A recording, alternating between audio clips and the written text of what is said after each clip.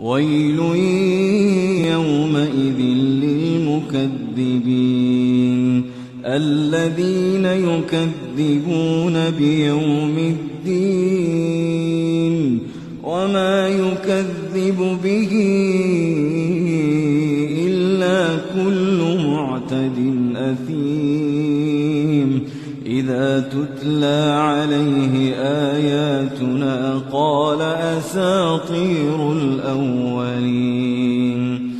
كلا بل ران على قلوبهم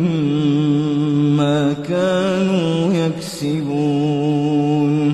كلا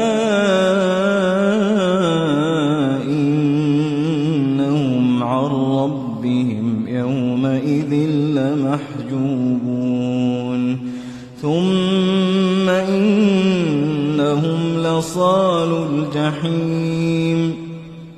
ثم يقال هذا الذي كنتم به تكذبون كلا إن كتاب الأبرار لفي عليين وما أدراك ما عليون كتاب مرقوم